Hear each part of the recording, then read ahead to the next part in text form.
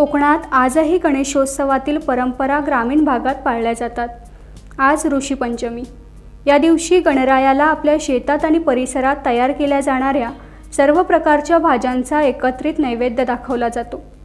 तसेच ऋषीपंचमीचे विशेष भोजन म्हणजे अळूची भाजी आणि भात। अळूचे फतफते तयार करून ते सामूहिक जेवणावळीत घेण्याची परंपरा आजही लांजा तालुक्यातील वाडीलिंबू लोटणकर वाडीने जपली आहे। सापूचे तळे परिसरातील खानवली, वाघरट, कुडतडे, उपळे, बेनीखुर्द, कोट, दोनआंबा या गावातील लोक ही परंपरा आवर्जून पाळताना दिसतात। आपल्या वाडवडिलांनी पाळलेली परंपरा त्यानंतरच्या पिढीने पुढे सुरू ठेवली आहे।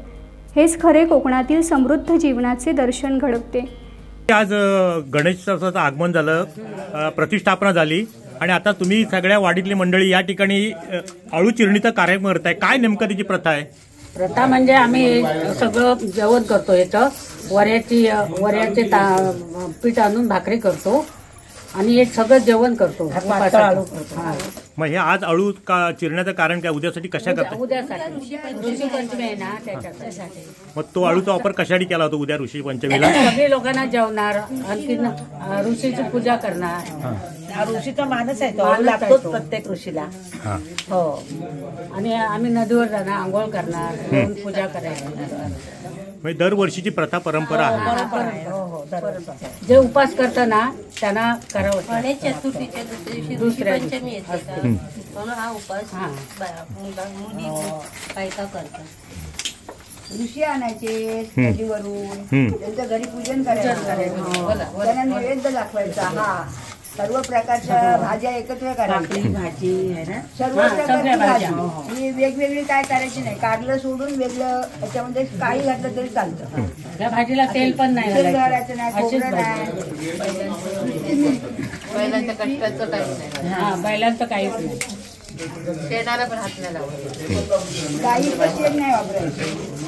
हा, गाईचं शेण वापरायचं नाही, सारवणाला सुद्धा उद्या। गाईचं काहीच नाही। ते सुद्धा रेडा जापा असेल तर, म्हैशीला रेडा जापा आहे ना तर ते शेण चालणार, नाही तर नाही चालणार असं।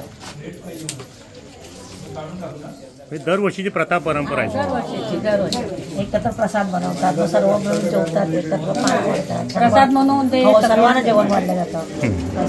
गणेशोत्सव म्हणजे कोकणातला एक महत्त्वाचा उत्सव आणि त्या उत्सवामध्ये कोकणवासी अतिशय तल्लीन होतात, प्रथा परंपरा जपतात आणि त्याचाच भाग म्हणून आज आपण लांजा तालुक्यातील खानोली गावातील वाडीलिंबू या ठिकाणी आलेलो आहे। लोटणकर वाडीमध्ये ह्या आपल्या पाठीमागे ज्या महिला वर्ग बसला आहे तो उद्याच्या ऋषी पंचमीच्या तयारीला लागलेला आहे आणि प्रथा परंपरेप्रमाणे ते उद्याच्या ऋषी पंचमी साजरी करणार आहेत। आज गणेशाची प्रार्थना झाल्यानंतर जो रीतिरिवाज आहे त्याच्यामध्ये त्या उद्या सगळ्या भाज्याची, आपण तो मराठीवर शब्द वापरतो की भाज्याची चिरणावळ केली जाते, त्या चिरणावळीच्या माध्यमातून त्यांची सगळी उद्याची तयारी चालू आहे आणि त्यांनी सांगितलं की दरवर्षीची प्रथा परंपरा आम्ही राखत आलेलो आहोत आणि त्याचबरोबर उद्या ऋषी पंचमी असल्यामुळे ह्या अळूचं चिरणावळ करून काही जेवण, काही ग्रामस्थांमध्ये जेवण केलं जातं आणि त्याच्यामध्ये कुठेही जनावरांचा कुठलाही सहभाग नसेल, मग गाय असेल, म्हैस असेल, बैल असेल, यांचा कुठलाही सहभाग नसलेल्या भाज्या त्या ठिकाणी ह्याच भाजीमध्ये वापरल्या जातात आणि त्या माध्यमातून त्यांनी उद्याच्या तयारीसाठी ह्या सगळ्या महिला वर्ग जमलेले आहेत। आणि विशेष म्हणजे कोकणवासी ह्यामध्येच आहे की आपल्या प्रथा परंपरा जपण्यात कोकणवासी आजवर नेहमीच अग्रेसर राहिला आहे आणि ह्यापुढेही राहील याचे मूर्तिबंध उदाहरण आपण आज या लिंबूच्या वाडीत पाहायला मिळतंय। टाइम डिले करता किशोर मोरे, रत्नागिरी। टाइम्स डिजिटलला लाईक करा, शेअर करा, सबस्क्राईब करा आणि बेल आयकॉन दाबायला विसरू नका। Times digital.